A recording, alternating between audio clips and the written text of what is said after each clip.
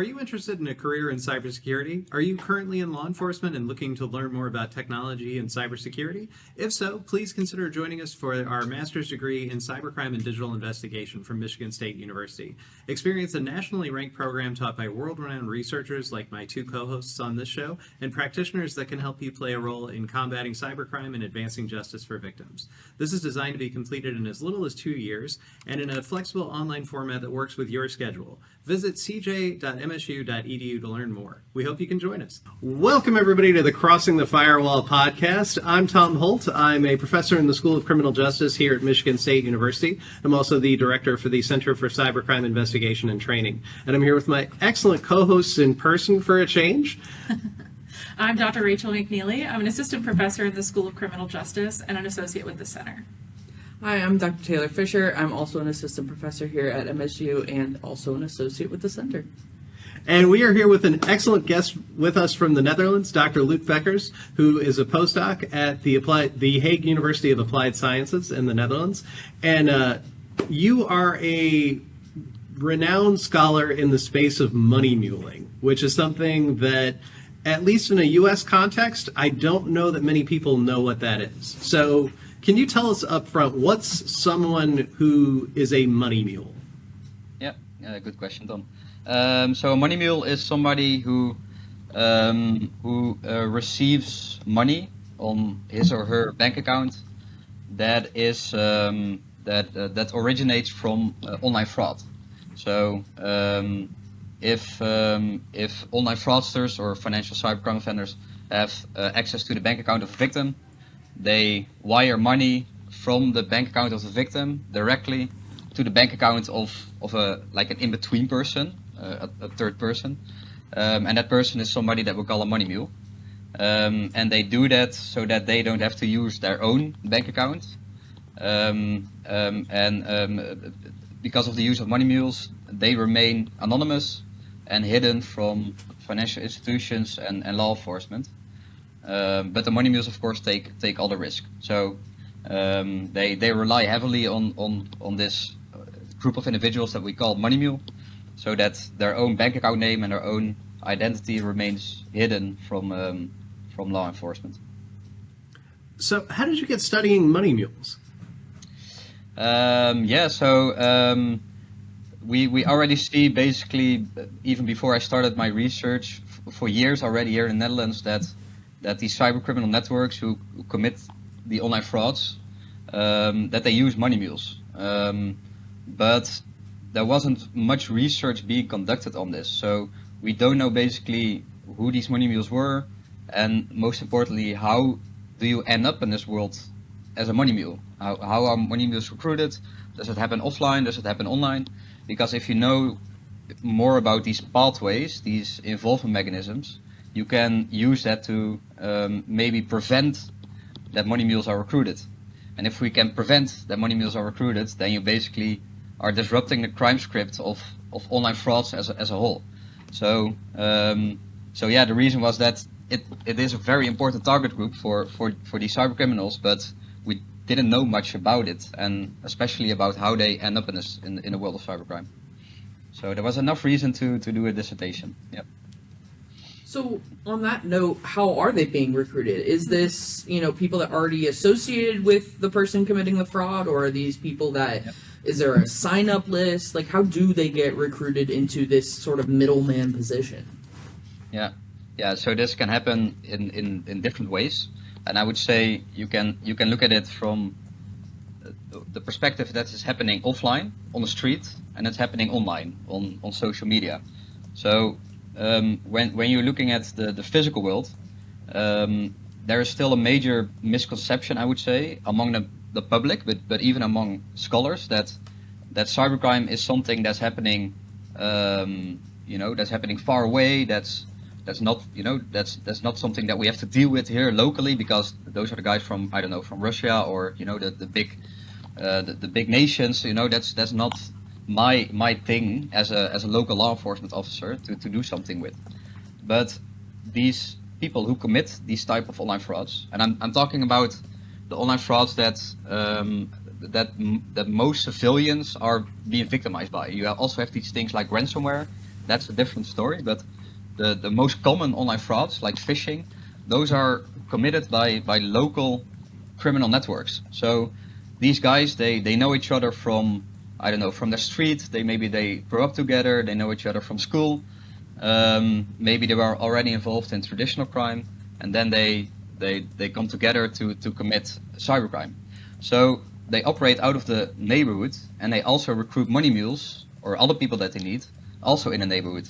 So they simply go to the local school or to the homeless shelters or to residential places for people who have intellectual disabilities, all kinds of target groups that live around the corner, to go and address them for their bank card, for their bank account details, which they can use to cover up the financial trail. So this does not only apply to money mules, but for all kinds of co-offenders that they need in a crime script. So we see this happening locally, very much so. However, these local groups also know how to use social media to improve, if you will, parts of the crime script that were also happening offline. So for instance, the recruiting people. So of course, social media, you have a way larger exposure to potential target groups. So you can reach people outside of your own geographical area. And especially in the case of social media like Snapchat, Instagram, nowadays everybody is on social media, right? Especially the young people. So you have a lot of exposure to these people who are already sensitive in a way to earning money or status. And you can send messages like, hey, do you want to earn money? Contact me. So they can make that very tempting and try to persuade people on social media to contact them and give up the bank account details. So you see this is happening both ways. But even in the social media part, where they address people from the other side of the country, you still see some dependence on local environments, because in the end they still need to meet physically with these people, at least in some cases, to actually get their bank cards, you know, or they say, well, do you live in Amsterdam or do you live in Rotterdam? Contact me. So they also address people from certain areas, even on social media. So you still see the local embeddedness basically of these financial groups on social media. So that's kind of the answer is happening both online and both offline. Yep. So what's the prevalence like? I know you've done some survey work, you've done some interesting experimental design. What's the problem of money muling like in terms of scope in the Netherlands? Yeah, that's very difficult to say, and that has various reasons. It's very difficult to survey these target groups, to actually reach them. The police doesn't register cybercrime always in the right way, or not even. People don't go to the police. Money mules have no priority, so even if there is like a report against money mules, then maybe it's the case is still dismissed by the prosecutor. So there are all kinds of reasons why even in official numbers there is not much known about money mules. We did a survey. We surveyed around 3,000 Dutch young people from one specific area in the Netherlands. So it's in no way generalizable to the country. But in this specific sample of relatively highly educated individuals, which is already also a certain bias, we saw a prevalence rate of around 1% of people who have provided their bank account details. But there are so many limitations to this data that it's difficult to make hard conclusion about this. I would say that it's about something in the thousands of individuals in the Netherlands.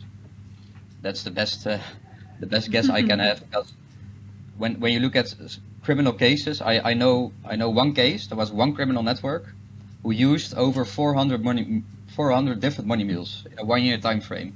So that's only one criminal network, and they were able to recruit 400 different money mules. So based on those kind of things, I would say we're talking about thousands of people, but that's the best guess I can give you.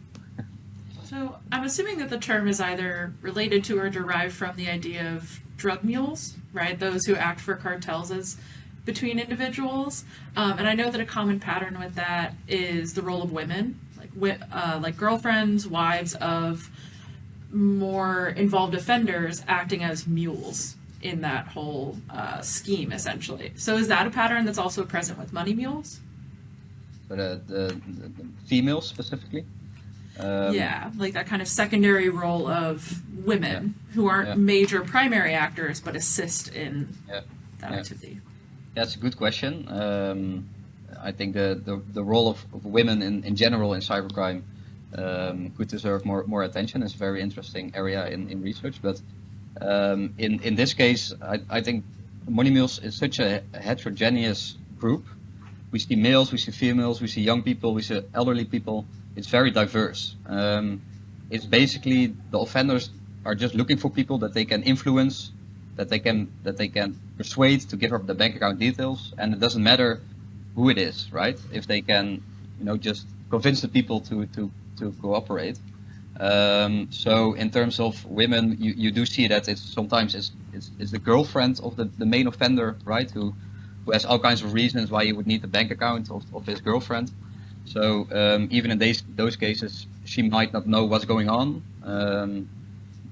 Maybe she suspects something, but so we do indeed see this secondary role. But that's just one example out of many different manifestations that this can have. Yeah. So when it comes to the response, when let's say law enforcement identifies a mule, are they being approached as a member of that criminal network, or more that vulnerable person that got taken advantage, kind of overlapping offender victimization behavior? Because as you kept talking, I just keep thinking they're taking advantage of people that don't know any better. And so it kind of reminds me of like early recruiting and prostitution of, this is somebody who was looking for an opportunity to make money. I offer it to them, but then they end up becoming essentially a victim of my work. So are these individuals more leaning towards victimhood or a co-conspirator? Yeah, a good question and a very difficult issue.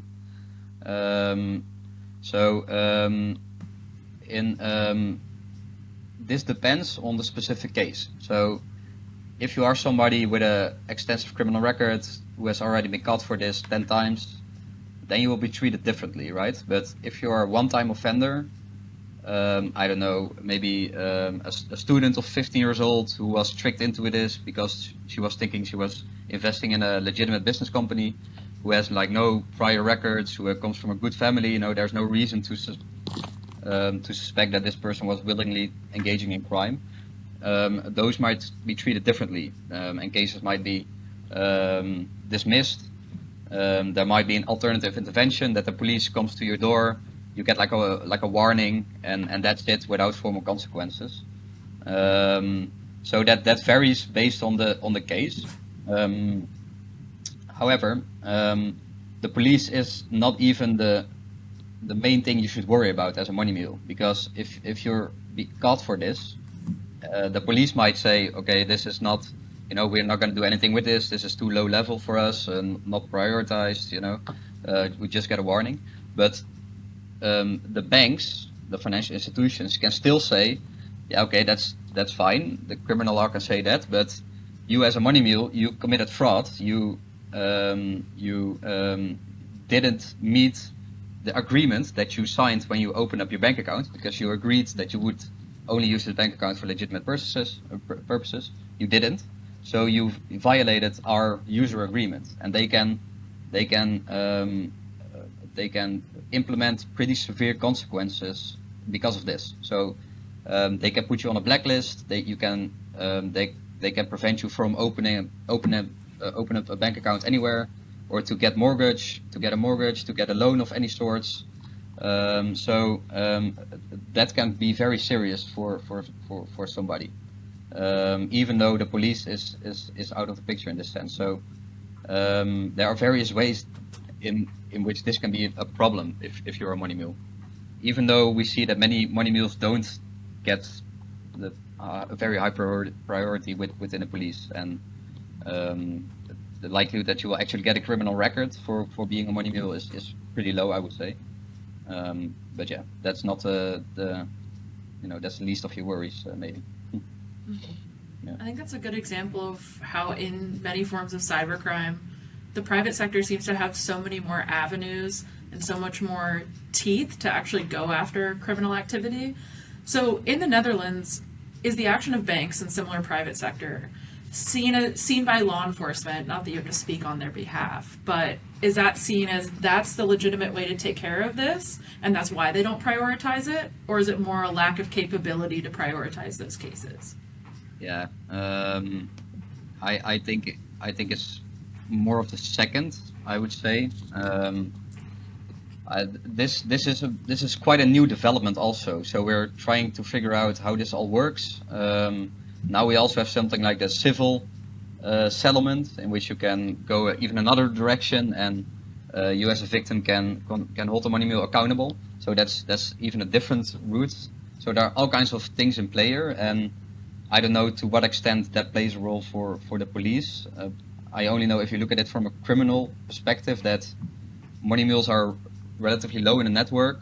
Their actual behavior was not that severe, right? The only thing that they did is give up their bank accounts, right? They didn't have contact with the victim. They didn't actually steal the money. So their involvement is limited within the modus operandi of criminals. So those are the main reasons I would say that the police is saying they're not prioritized and we dismiss the cases.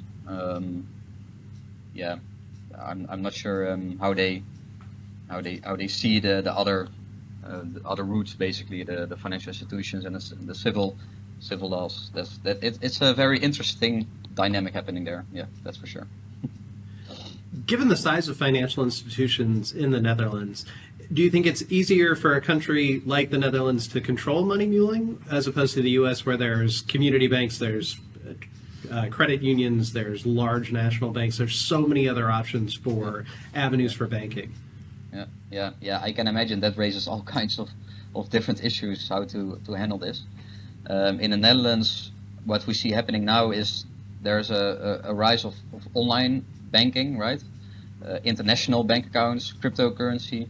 So you see that the traditional money mule with the large Dutch banks, similar as the large banks you have in the US, that's not the only manifestation basically of money muling anymore. You also see that money mules have an international bank account, which is registered in Spain or in Estonia or something. So in Eastern Europe, it's still Dutch people behind these accounts, but it's very easy to open them online and to get an international bank account or a crypto wallet, for instance. So they still use different people, to register like a crypto wallet or an online international bank, but they use it to cover up the trail. So I think that's also an example that you see that there are different kinds of finances or resources that you can use. And I think maybe in such a big country as the US, there are even more possibilities for this to hide these trails, this financial trail. So it's in the end, the offenders want to remain anonymous, and I think they will use what they can to do so. Yeah. So here in the U.S., we had a series of arrests of money mules. I believe it was down in Alabama, actually. And it seemed to be that they were the first step in the investigation process, which then they were able to get the people that were involved in the actual sextortion part. But it made me think, it seems like money mules are always the front line because they're the ones interacting directly with that victim. And so I wonder, is there a lot of turnover, for lack of a better term, and from the organization perspective? Do they just kind of accept that these are people that are going to be arrested at a higher rate and acknowledge that as part of their organization? Yeah, I think they know very well that these bank accounts can be used for a limited amount of time. As soon as the banks find out that something is wrong, you'll be blocked, and that can be very soon. So if you deposit a large amount of money at once, then that raises questions. So at least in the Netherlands, the banks have gotten pretty good in monitoring and detecting this kind of stuff. So you see that this is also a reason why they use like the international banks or the cryptocurrencies, because the traditional Dutch banks are more difficult to do this and to use it for a longer time. So the fact also that you see cases in which there are like 400 money mules associated with one network, I think they try to use the one bank account as much as they can, but they know very well that this is very short lived, and they cannot depend like that much on one single money mule. You need like a constant flow of these money mule bank accounts. And that's also why the recruitment of money mules is such an important task within this network. Because if there's not like a flow of these networks, then they might be obstructed. A very good example in one of the cases that I saw was that like the middle layers who were responsible for recruiting the money mules, they were really pressured and threatened by guys above them to get these bank accounts. And at some point the leader said, well, you promised to get me 1 or 2 bank cards per day, and at some point he couldn't make it anymore, and then he was being threatened to get these bank accounts. So you can see that they are being pressured to recruit money mules because they need such, they need so many basically. So you've done some interesting work, you mentioned, with online evidence. Can you talk a little bit about the experiment that you ran on Instagram? Yeah, that was a cool research. So what we did first is we examined actual money mule recruitment advertisements, as I would call them, or money mule recruitment messages that were out there on Instagram. Because if you look on Instagram and you just type in like "make money quick" or something, then you get all of these accounts, public accounts, right, that are used to recruit money mules. So we found like 50 of them or something, and we examined how do they advertise, like what do they say in these messages, how do they try to recruit money mules.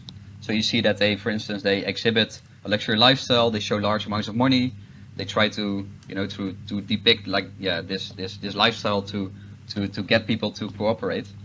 And then we thought, okay, maybe we can use this information to make our own advertisements or our own messages, and use them as some sort of honeypot-like structure in which we advertise these messages to actual young people in the Netherlands. We made very similar messages to these messages that are actually out there. So we were like, yeah, you want to make money with your bank card, contact us. Then we made a made-up company on Facebook. So I called myself Moneymaker NL. NL stands for Netherlands. Then we bought like advertisement space, and we paid a few €1,000s, and we could post our own recruitment messages and show them to actual people on Instagram. So we selected a few municipalities in the Netherlands. So if you were young people from, I think, 16 to 25 years old, and you lived in a certain area in that city, you would get to see these messages. And then we could, because this was in a pretty controlled environment, we could see, okay, how many people see these messages, and also, very importantly, how many people click on these messages. Because then you can get some insight into, does this actually work, right? Do people actually engage with these messages, which they are exposed to daily? I mean, we're not doing something new. It's not like this is the first time that they see these type of messages, right? They're already being exposed to these offers for making money basically daily. So yeah, that was what we could measure. And in the end, I think around almost 100,000 individuals saw one of our advertisements or one of our messages, and around 1% of them clicked on the message. So that's around where we're 900 different people. So they were actually interested to earn money with a bank card. Maybe some of them accidentally clicked, right? We don't know exactly why they clicked, but they seem to be interested in making money with a bank card. So the people who clicked on these messages, they were referred to an external landing page, and we were like, watch out, you're about to become involved in cybercrime. It's illegal to do this. And we also had a disclaimer, right? This is a part of a awareness campaign, and no data is being collected. So that was very interesting and novel in the sense that you're doing experiments on social media, like criminological experiments. This is already quite common in like marketing and politics even, but the criminology not so much. So and this of course can be used as an actual intervention by the police. So we work together also with municipalities and with the police later. So this was a good example of a public-private research cooperation, which can actually be used maybe to as a campaign, and also holds value for methodology in criminology, I would say. Yeah. So I know that your focus is on money muling as it relates to fraud, but I know we've talked about like sextortion being involved, having money mules. What is the kind of scope of criminal behavior that uses money mules? Is it limited to these, major organizations that focus on fraud, or is there a broader kind of crime type that uses money mules as well? Yeah, as far as I know, it's about online fraud. So the phishing, in the Netherlands we the online consumer fraud. There are various types of frauds that maybe are called different in the US, but it's about these type of online frauds. Ransomware is something different. You see other strategies involved there. I'm not sure if this is a thing also in more classical forms of crime. I know examples that they use money mule bank accounts to deposit cash money that they stole previously from victims to get it back in the financial system. So theoretically, you might also use a money mule to deposit cash money from the drug trade or something. But I have no examples of that. We didn't look into that, so I'm not sure. As far as I know, money mules are really being used for financial cybercrime, for the online frauds. Yep. So what's next for your research in terms of money muling? What do you see as the next evolutions of money muling as a behavior? What do you see as the challenges? So I think for one, what we're about to do more is look into a bit more in the personal characteristics of money mules. So I haven't really took a social psychological perspective to really see, okay, what characterizes these people and how do they differ for traditional offenders? Do they differ from traditional offenders? Or are they more like, maybe, so the individual picture that emerges here. And that's difficult because you need some respondents to do that quantitatively. But now we have with a data set that's out there, so that's something that we're gonna do.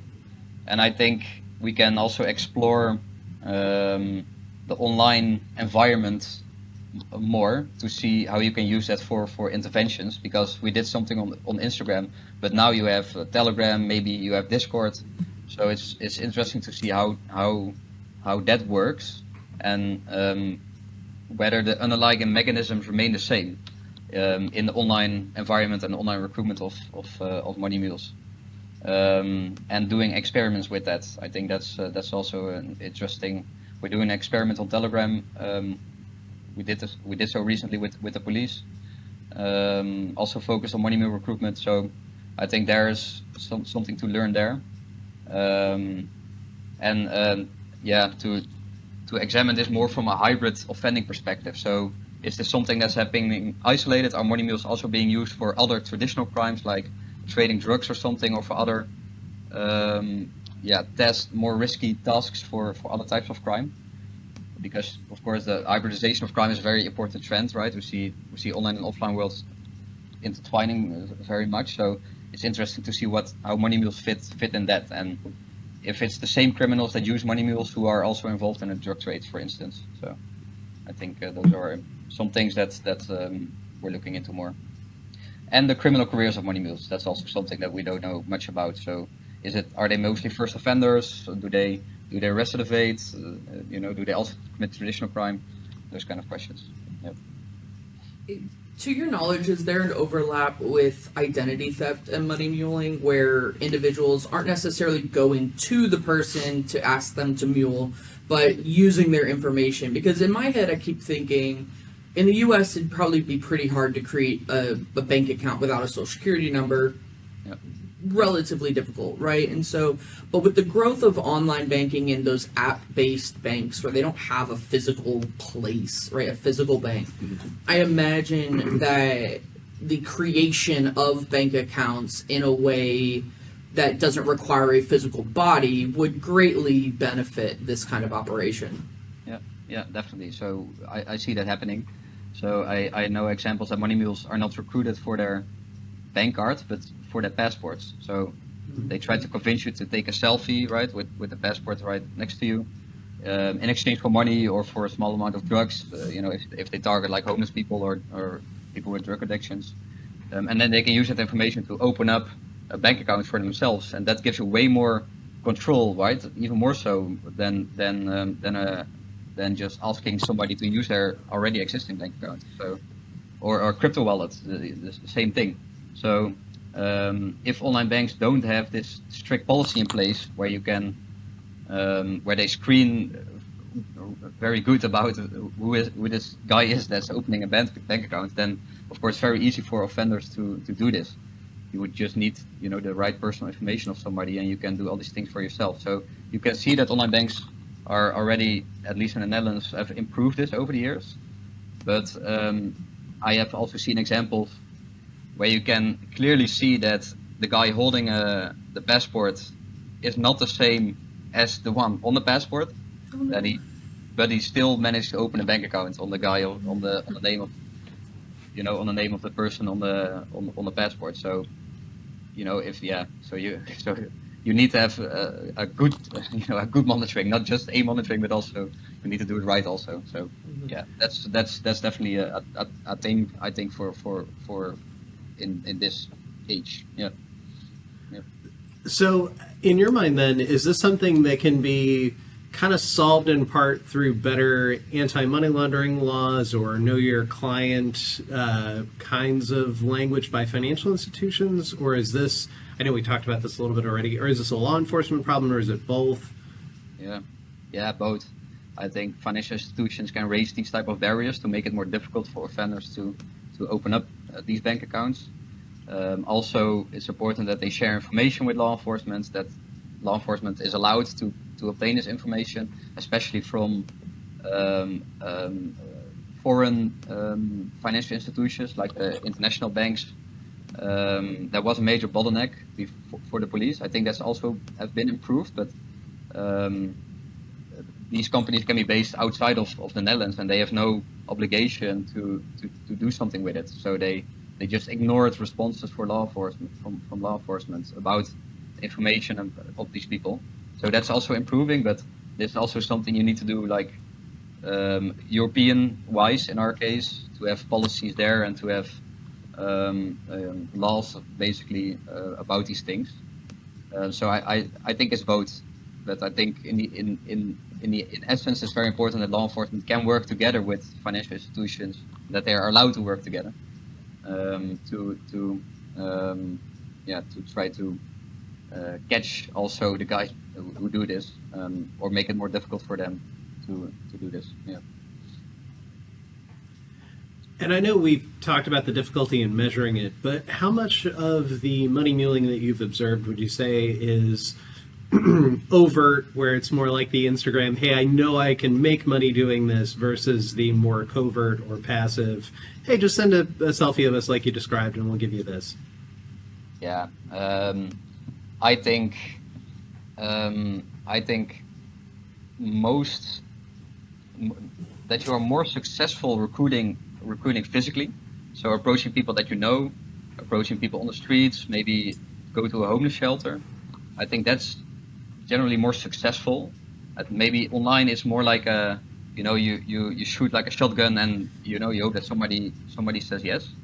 But on the street you can target very specifically, and I think that works better to persuade people. So that's also something that I think that you can see. Does that answer your question, or? Mm-hmm. Yeah, it does. Yeah. So what's been going through my mind is, are there countries where accounts are more sought after because the banking is less regulated, or the government just doesn't have the capacity to worry about it? I would imagine certain countries, or at least certain regions, would be more beneficial. Yeah. So I think these local offenders use what they know. So they use their own social environment. They go in their own neighborhoods. So if you have like an offender who maybe has family abroad, like in Romania, I know a case that one of the main offenders had, I think his girlfriend or something, lived in Romania, and then you see local Romanian money mules popping up also. So he used the family ties that he has to recruit these people. So I think it's more about that, about the proximity and the possibilities that you have as an offender within your social network to do this. And if you happen to know people from abroad, or maybe know people who have a certain bank account, or then you use that. I'm not sure to what extent they are actually looking for specific countries. You do see that in terms of victims, that the guys behind these type of crimes, they also focus on victims from Germany or from Spain or from England,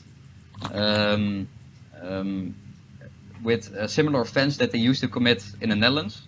We call it like WhatsApp fraud, so sending a text to somebody, pretending to be a daughter or son of this person, try to persuade them to wire them money.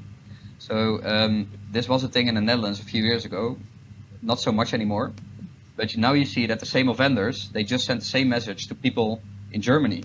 So you see that the police catches these guys again, and then they do exactly the same thing, and they look up in their phones, and there are like literally tens of thousands of WhatsApp conversations with people from Germany saying like "Guten Tag, Mutti," so "Good day, mother," and they do the same thing. And then you see that they tend to use German bank accounts if they target German citizens, to make it more convincing. Because why would somebody from Germany wire money to a Dutch money mule account, right? So they use German bank accounts, German money mule bank accounts to make it more convincing. So you also see this is also choices that these offenders can make. That's one of the things I think is so fascinating that we hear over and over again by talking to different people. It seems like cybercrime is, yes, this global problem, but it is so local in nature and localized to individual networks or to specific laws mentioning, oh yeah, if I'm operating in Germany, I can't use Dutch people, I've got to use whatever is relevant for that place. And the social connections or cultural backgrounds or whatever people might have in common is a leverage point to get people involved. And I think we often lose that in the thread of cybercrime being this global problem. Yeah, definitely. And if that's happening among us as scholars in this field, then you can imagine that it's also happening for law enforcement and for municipalities. And if that's the reasoning, if that's the conviction, right, then of course they're not going to do anything with it. Or of course they're thinking, well, this is something that's way beyond me. So I think this is a very important, one of the first steps also among, for local law enforcement to actually start to do something with this problem, because it's their problem also. Mm-hmm. Yeah. I think it mirrors petty crime. I'm using that air quotes very heavily, but in that it's not incredibly sophisticated. There's most likely a large degree of financial fragility driving people's involvement in this, and again, the local connections.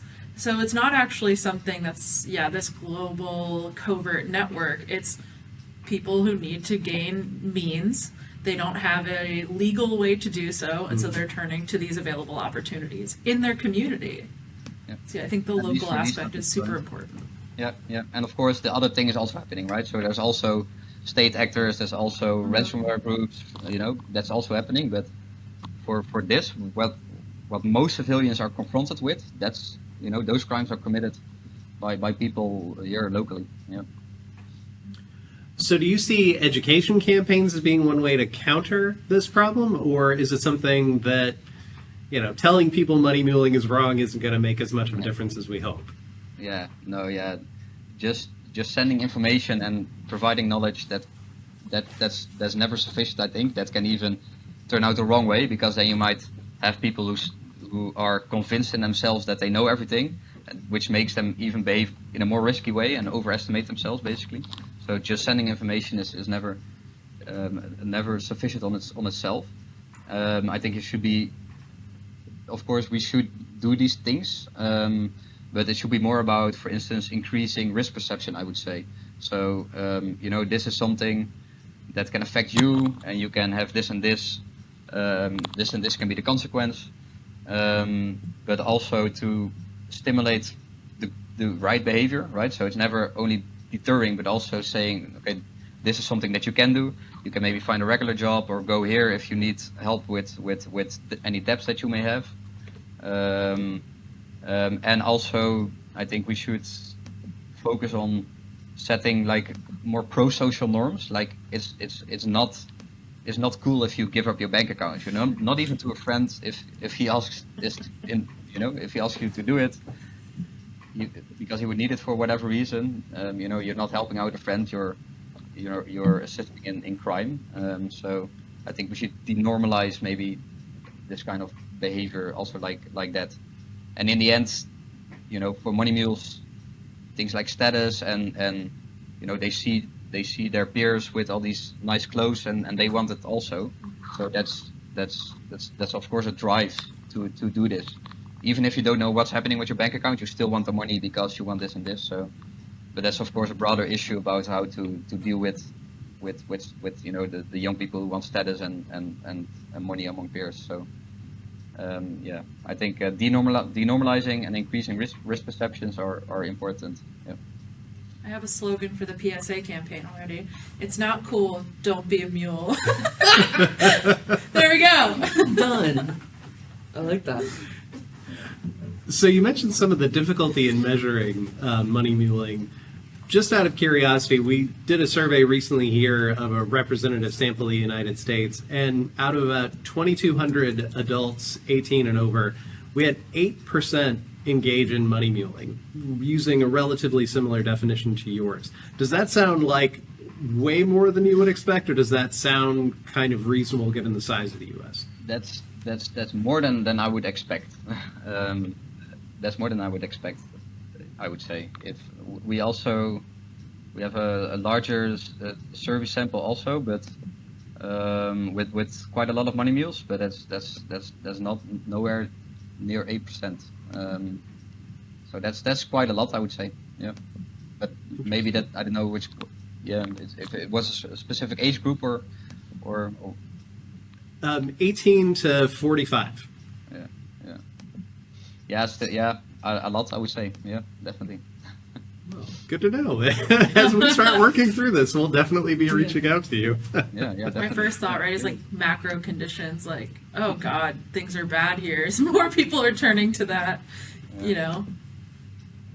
So, in your mind, how do you see something like AI changing the game for money muling? Do you think it will be easier because you can auto-generate a face or an identity, or do you think we're still going to need those hard physical contacts of people in order to make this happen? Yeah, of course, theoretically, this has maybe possibilities in for instance, as you mentioned as an example. Generally, the role of AI in cybercrime, I'm not sure. I'm not saying it's not going to be there, but I have to see. I think maybe we should also be careful by saying, oh, this is going to be this is going to be such a game changer, because people have been saying this about money mules, for instance, for ages, right? They were like, oh, now you have cryptocurrency, that's going to change it. Now you have online banks, that's going to change it. But in the end, it still remains the same, right? So I think it's also maybe important to be a bit cautious in what we're jumping into as, oh, this is going to be such a game changer and such a big thing, because I have to see what the actual impact is going to be. But of course, theoretically, you can use it to improve things, the same as online banks did, the same as cryptocurrency did. Maybe you can use AI to improve also with parts of crime scripts such as this. But well, we're gonna see that in the next years. I don't know any examples yet, but who knows in some time. Yeah, interesting to look out to. Yeah, I certainly think where usually AI helps automate, move things faster, reach a bigger scale. Scale doesn't necessarily help in the idea of money mules, because if banks suddenly have an influx of accounts that they don't see the physical person, they're going to be suspicious. And so I'm sure online banking goes the same way, right? If they suddenly have way more accounts than there are people in that region, that's a huge red flag. So where scale really helps in other areas, I'd imagine here keeping the narrative alive matters just as much. Yeah, definitely. And you'll always see the local dependence, right? So even with AI and even with this technology being out there, they are still going to be dependent on the local physical environment, also to recruit Money Mules. So I think that's going to be there also. Well, it was great to have you on. This was a fascinating discussion of a problem that, honestly, I don't think we as a field pay as much attention to as we should. So we're glad we got your insights. This was great. Yeah, thanks, Tom. Very, very good to talk about it, especially with researchers from the US, because this you see it happening also more and more in other countries, and in Denmark and in South Korea, and so more and more researchers are paying attention to it. I would say, because I can't imagine that this is a Dutch problem, right? So I'm very curious to see what you guys find also on this topic, and happy to be here. Yeah. Yeah, well, we're glad to have you on, and we definitely want to have you back. I'm curious to hear more about your work on Snapchat as it develops, and some of your app-based discussions and experiments. Yeah, sure, definitely. Yeah. Well, good. Well, thank you for joining us, and we look forward to seeing you the next time we cross the firewall. Thanks for listening to the Crossing the Firewall podcast. This is a production of the Center for Cybercrime Investigation and Training in the School of Criminal Justice at Michigan State University, produced by J.J. Thomas. The thoughts and opinions expressed are those of the hosts and the guests and do not necessarily reflect those of the university. If you have a comment or a question about the show, please email us at crossingthefirewall@gmail.com. Also, make sure that you follow us on Instagram and LinkedIn for more information. And if you're enjoying us on your favorite podcast app, please make sure that you like the show and leave us a review so that way everybody knows what we're up to. And if you're listening in on YouTube, make sure that you like us and subscribe so that way you're staying up to date on everything that is Crossing the Firewall.